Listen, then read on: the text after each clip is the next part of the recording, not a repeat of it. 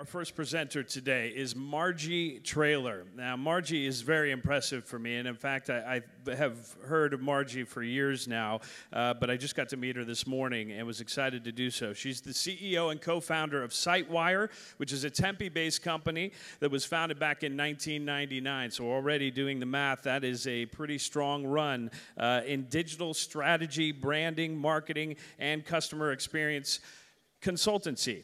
Margie has also been a SCORE National Board member since 2011, and her career started as a CPA at PricewaterhouseCoopers. She spent a few years as a controller and then migrated from accounting to marketing to MicroAge. MicroAge offered Margie an opportunity to start their e-commerce division before many knew what the internet even was, and certainly what e-commerce was. And while she was at MicroAge, Margie met her future business partner and hatched a plan to start an internet marketing company.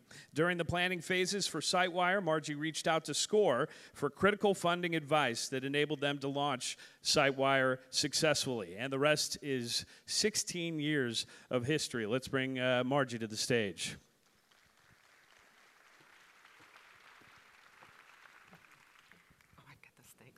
Good morning. Welcome. I'm really delighted to be here. It's a real honor for me to share my story with you and hopefully inspire all of you to take some action today. So as you've learned, I've been in business for 16 years, and I wanted to start this morning telling you a story about my journey to and through entrepreneurship and my relationship with SCORE. And my story starts with two of my very favorite men, my business partner of 16 years, Brett Giles, and my father. I was fortunate enough to meet my business partner while I was at MicroAge, and he and I had the opportunity to both run their marketing division and their e-commerce division. And so we were e-commerce executives back in the day when most people had never heard of the internet, which makes me an e-commerce internet dinosaur, but it was really an awesome experience for me to get to spend someone else's $20 million building out an e-commerce platform, which then gave me, the confidence to consider starting my own business. While I was at MicroAge, my father, who was a portrait artist by training, who spent his entire life painting billboards in order to feed his 6 kids. Unfortunately, he died in 1998. He died on his way to work to paint some more billboards exactly 2 weeks before he was going to retire and actually live his dream of painting portraits. So my dad ended up being both the inspiration and really the motivation that caused me to say, I need to leave my big corporate job and go do something that I really love before it's too late. He missed his opportunity to follow his passion. So when I made that decision, I turned to the guy that I knew best and one of the best people I'd ever met, Brett Giles, who ultimately said, yes, I'll be your business partner, one of the best decisions I ever made. And so he and I spent over a year crafting our business plan. We thought through every single detail you could possibly think of. And we decided to launch a business that was dedicated to websites. So we were early, and we thought, you know what, small business owners need to know what we know about e-commerce. So we're going to go out and start a company that helps them keep their content fresh and their websites up to date so that people would want to actually go and engage with that organization. So through that process, we were both in big corporate jobs, and we realized, holy cow, if we're going to quit our jobs and go start a company, we probably need to figure out how to get funding. So a friend of ours referred us to SCORE. I didn't know what SCORE was. That was a long time ago. And so we went to SCORE, and we sat down with one of the counselors, and he really helped us. First of all, we went there thinking we were going to get an SBA loan, and quickly learned from our SCORE counselor that that was not going to be an option at that point, that a friends and family round was more likely for us. And he also gave us advice on our business plan, helped us really get it to a place where we felt comfortable that it was real and achievable. And so he referred us to an attorney, so we went and did all the hard work to get our operating agreement put together. And we started the process of actually trying to convince our friends and family to loan us money. And to my great surprise, they loaned us $250,000, and they said they were confident in us, which was awesome. I wasn't all that confident in me. With that $250,000, we both quit our big corporate jobs, and we proceeded to go and party like rock stars. We celebrated the start of Sitewire, drinking martinis and really acting like we really knew what we were doing. And we celebrated Sitewire on the 1-year anniversary of my dad's death. And it was in honor of him and really the motivation and the inspiration that he gave me that we wanted to launch the company on that same day to really recognize my dad's influence. So the two of us went off, and we found a friend who had an office building, and they loaned us office space, which was wonderful. We didn't have to pay for our first space, but we set up our office, yes, in the storage room of our friend's building. And we were put in a corner, in a very dark corner, and we had our desks facing each other. And the storage space actually had a lot of stuff in it. It had boxes and junk. And the stuff was so high, you couldn't actually see us when you entered the space because we were hidden behind all of the junk. So we got into our space, and we were thrilled. I mean, that space was wonderful to start off with. And we sat down, and we spent 2 weeks sort of staring at each other, wondering, really, what the heck were we doing? We really didn't know what we were doing. So after about 2 weeks of staring and wondering how we were going to make money, we decided that we absolutely needed to have somebody do sales. And we looked at each other, and we thought, well, I can't do sales. I'm a recovering CPA, for goodness sake. I don't know how to sell anything. And of course, my business partner, who was an advertising genius, he wasn't going to do the sales. So of course, we did what any brilliant new business owners will do. We went out and we hired a high school intern to do sales for us. Yes, and as you can imagine, that didn't work out so well. She lasted exactly 24 hours. So we ended up doing some really great things, and we ended up really being quite successful over the last 16 years. And in 2010, we were honored by the Small Business Administration, and they named us the U.S. Small Business Persons of the Year for the state of Arizona. And we got to go to Washington, D.C. We got to meet the president.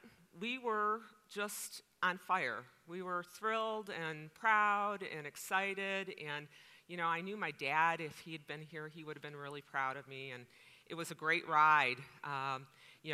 We've after 16 years, achieved really the dream that we'd set out to achieve, which is, we're billing about $20 million a year. We've got 65 employees. Our company works with Fortune 100 companies like Aetna. And we're really living our dream. It's been a wonderful, crazy, fun ride. But let me be honest with you. It didn't start off that way. The first 5 years were really, really tough. And I want to tell you about that because I think that my journey hopefully can be helpful to you in helping you miss some of those missteps that we took during that period of time. Our first 5 years, we literally spent heads down working in our business. We didn't work on our business. We worked 15 hours a day, gave up our personal lives, and thought that if we worked really, really hard, we were guaranteed to succeed. So we worked, and we worked, and we worked. We avoided any networking. We thought we couldn't afford the time to be away from our business to meet with other people. We didn't read. We didn't take classes. We didn't reach out for help. We didn't have mentors or coaches. We just worked, and we had each other, and we were very lonely. And the reality was, in the first 5 years, we didn't follow our business plan. We would have done anything that we could have done to make money. Had you offered me a job cleaning toilets, I would have taken it. We were pretty desperate, and we weren't succeeding. And in fact, we weren't doing anything that we said we were going to do in that plan. We weren't having fun. We weren't an inspiration to people. We weren't contributing to our communities. We weren't helping our families grow financially. We weren't doing anything. The dream that we had thought that we were going to be living had turned out to be a complete and utter nightmare. And we didn't really know what we were going to do. I think we both secretly were afraid that the business was going to fail. And all we had was each other. So we kept looking at each other for the answers, and the answers weren't coming, so we just would hunker down and work harder.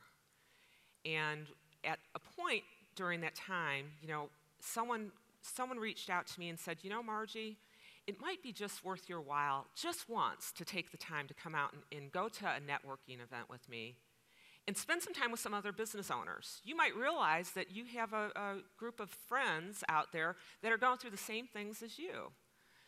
So I thought, what do I have to lose? I think I was about ready to lose my business. So I decided to take one evening and join her for a women's event.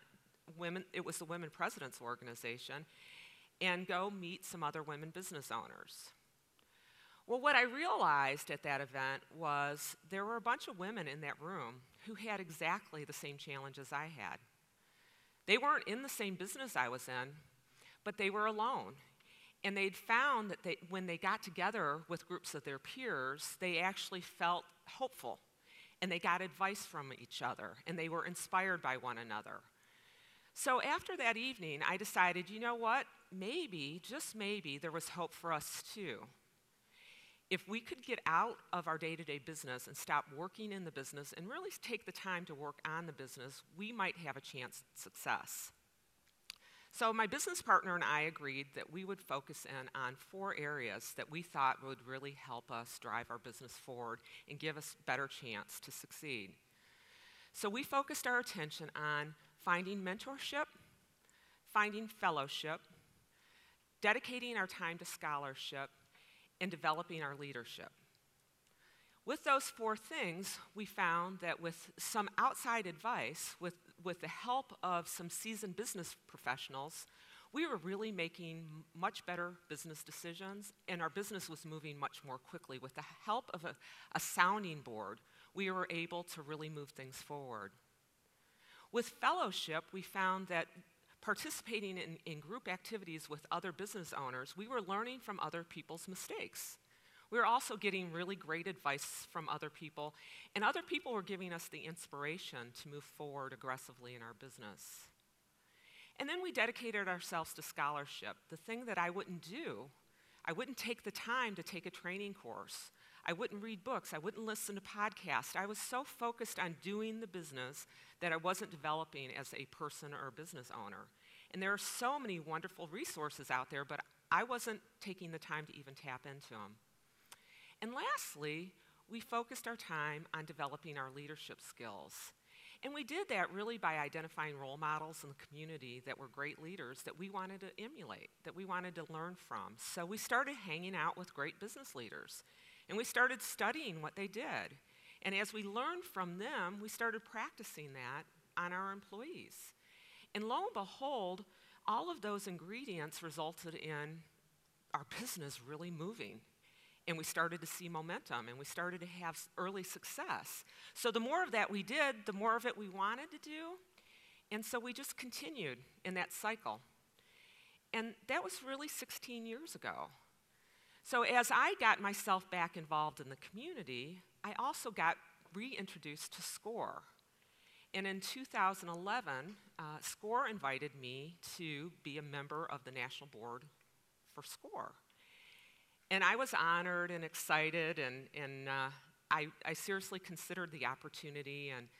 And I understood at the time that the reason why that they wanted to recruit me was because they wanted to have someone on the board that had firsthand experience of SCORE services, but also was somebody who had really crossed the chasm from being a struggling entrepreneur who was close to being out of business to being somebody who was really successful, so that I could be a role model for all of you, so that I could represent your voice at the board meetings, so that I could help SCORE make the right decisions and bring the right services to market for you.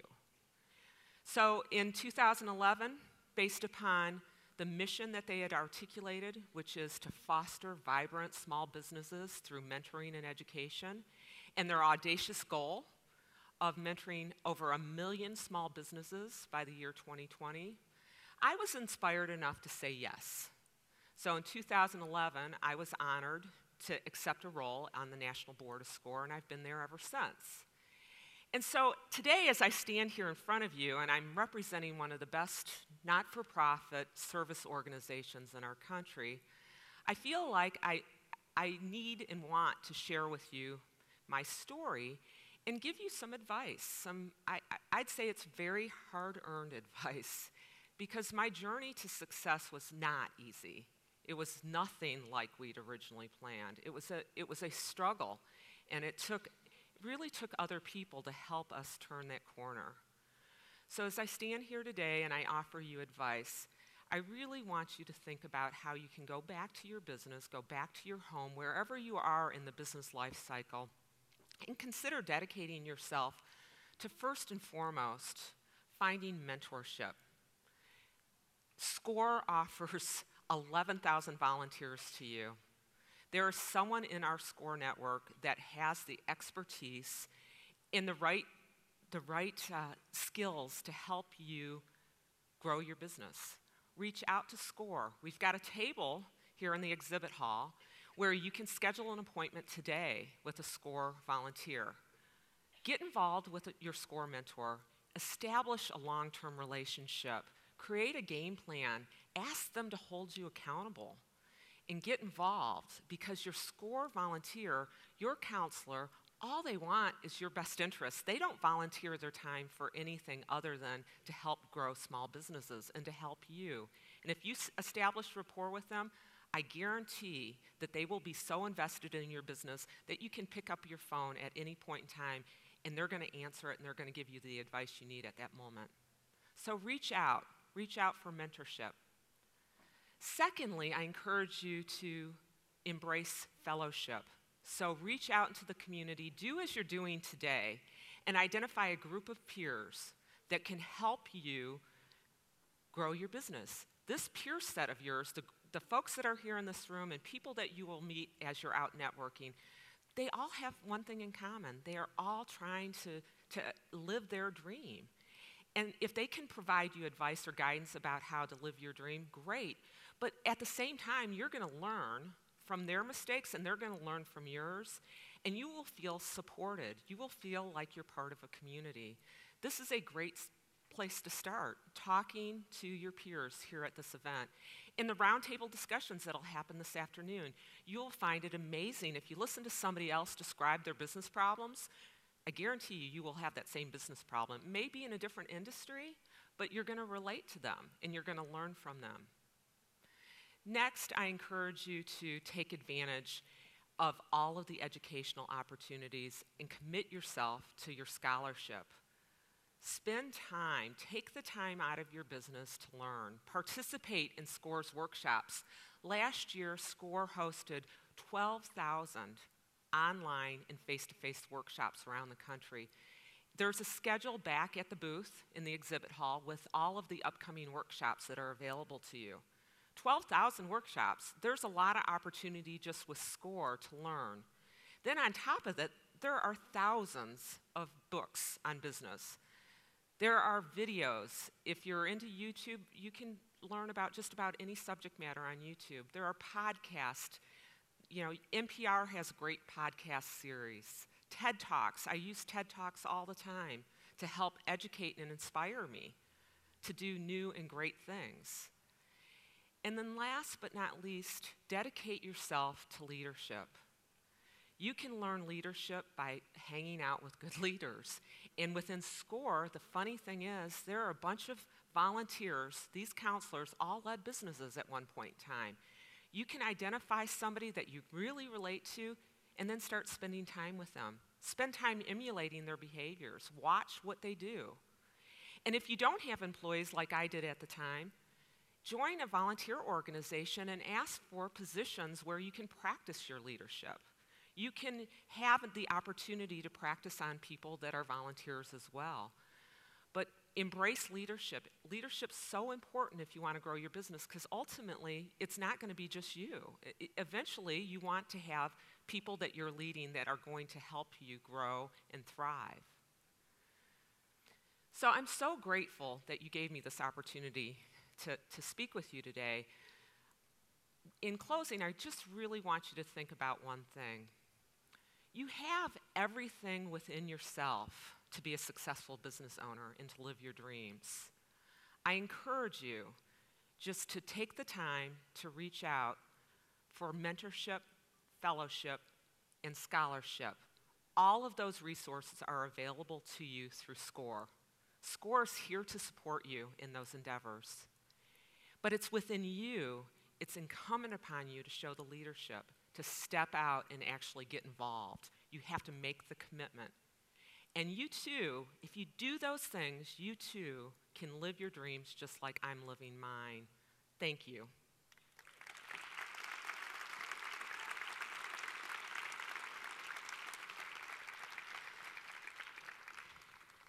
It truly is an honor to be here this morning, and it seems as though we have a few minutes for questions, and I'd be happy to entertain any questions that you may have. Yes. Yes. Hi, my name is Tariana, and I have a personal care line, natural and organic ingredients. Thank you. And I heard you say that you got around other great business people that kind of help you learn how to build your business to make it great. How do we connect to those business people outside of SCORE to help us make the business great? Are you looking for a peer group, or are you looking for more of an advisor? More like an advisor. Well, gosh, I'd be remiss if I didn't say to you, SCORE has so many amazing advisors. And what I would say is I'd encourage you to interview a few. I think that what you need to do is identify somebody you've got great chemistry with and develop that long-term relationship. So that's the first place that I'd encourage you to turn to. I was able to find some great peer mentors through groups like Women Presidents Organization and Vistage, where I had a monthly meeting with other business owners, and we sat around a table and solved each other's business problems. It was a really powerful part of my development as a leader. So I would encourage you to look for groups like that meet on a monthly basis, and it's a bunch of business owners coming together just to work on their business plans. Yeah, Women Business Organizations, Women Presidents Organization, Vistage, SCORE. I think your SCORE volunteers could probably point you in the right direction. And I know some of the SCORE chapters actually have roundtable groups that get together on a monthly basis. I don't know if the Phoenix chapter does, but I think that they could certainly guide you in the right direction. You're welcome. Yes.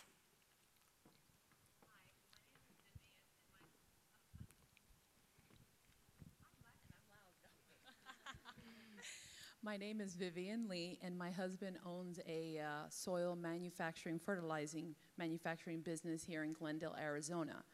And I've been helping him out, which has been very difficult. But what I would like to do is get out into the community with a nonprofit organization, like all these different states have, like these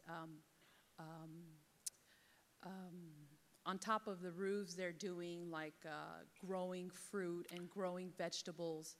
And I would like to contribute or donate to get these even in schools or maybe in like orphanages. We did one of the, nervous.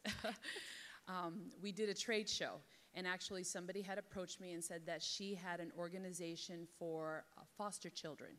So what I did was we donated some products so that they can start on their vegetable gardens. Sure. And I'd like to have connections. I don't know where to go or who to get connected with to start this, because his products are just amazing. Oh, that's wonderful. Congratulations. I mean, and I love your spirit of giving back. I hate to tell you this, but there are so many not-for-profits that need help. that probably your best place to start is to identify what types of not-for-profits you want to work with. So if it's schools, or if it's organizations that feed the hungry, or if it's a community garden, Google's a great place to start. But I would start off by making a list of the organizations that you think would be the best targets for you, and then Googling those types of words and seeing what you can find. And I have somebody who's got a card for you back there. Absolutely. Look at that, ask and you shall receive. That's awesome.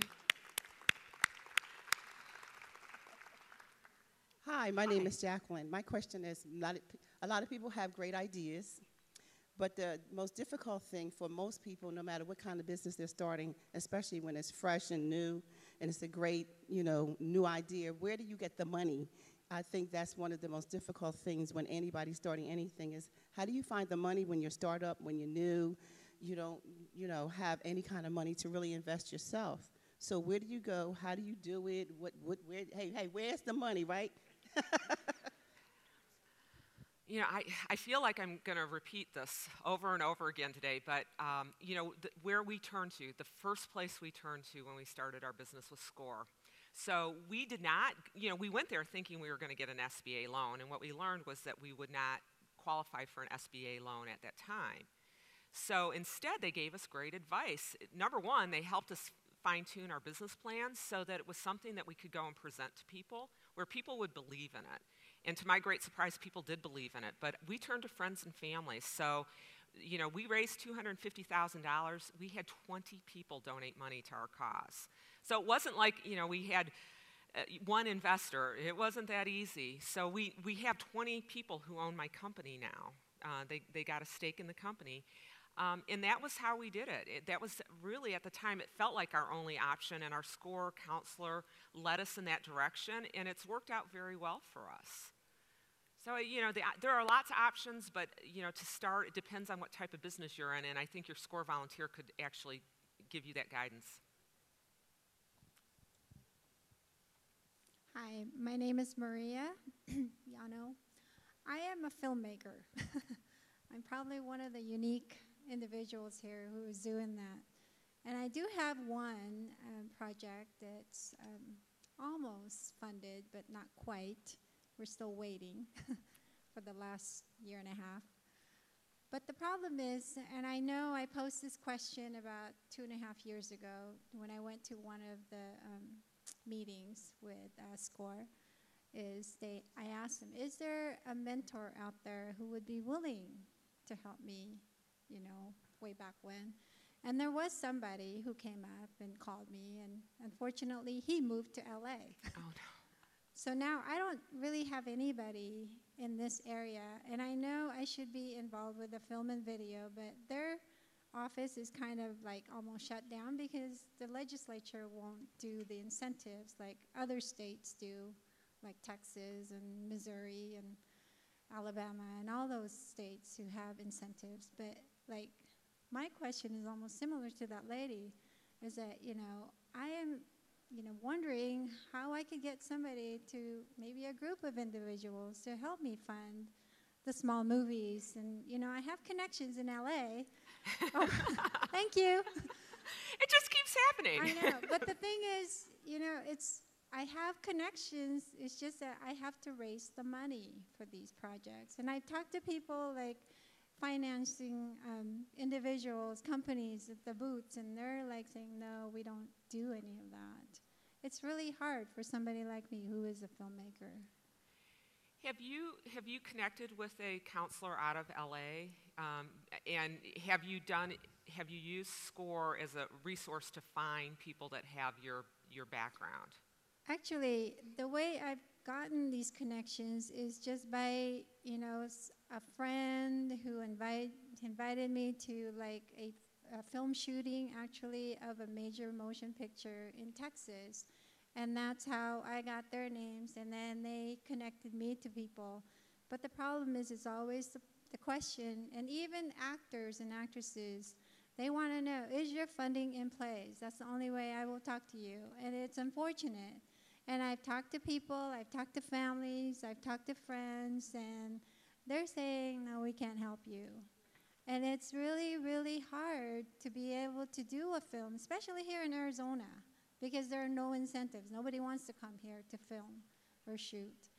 But the problem I'm getting at is the problem of finding somebody who can partner with me and help me look for these funding partners who would be willing to fund these movies. And I know it's very risky, but there are small independent films out there like PureFlix. You know, they did God's Not Dead, and they were able to come up with $50 million in revenues, and they did that film for less than $1 million. So there's success stories out there, but we have Facebook, and that's how they use their marketing with God's Not Dead. Have you tried GoFundMe or one of the crowdfunding solutions out there? We have, but there's so many out there. They're competing. You know, they're competing like crazy, and a lot of times they've shut down their production because they are not being able to raise the money. So it's really a tough business, but I know that eventually it will pay off. It's just that, you know, like you were able to raise $250,000. And then, like you said, they're on board, and they've got stake in the company, and that's the way I'm doing it. But unfortunately, I'm having trouble. Well, I would encourage you to continue networking and then also tap into the SCORE. I would look into the SCORE LA and see if you might find somebody who came out of the film business as a counselor, because they may be well connected and be able to help you with that. So, and I just want to take a time check. How are we on time? 1 minute. Okay, I have one more question. Yes, sir.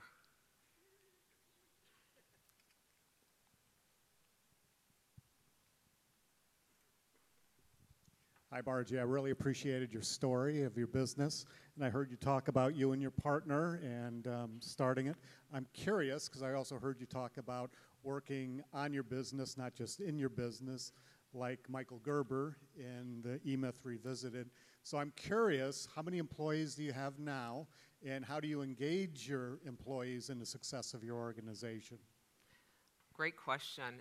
We have 65 employees, and you know, I would say the best way that we engage our employees in that organization is that they're very involved. I wouldn't say it's a complete democracy, but it's certainly an organization that is flat. So we don't have a lot of leaders, we have a lot of doers. And we encourage people to spend time together. So we co-create our work, and we all work together as teams. And I think everybody feels a lot of ownership because nothing's dictated to them. They are part of creating the solution, whether the solution is something for a client or whether the solution is making the business better. All of the employees get a voice in how the business functions. And so co-creation is at the core of what we are. And there's very little hierarchy. And in fact, I resisted becoming the CEO because I didn't want a title, because I felt like that really created hierarchy, and I didn't think that would be a winning course for us. So you're welcome. Well, thank you, everyone. I so appreciate the questions and your attention.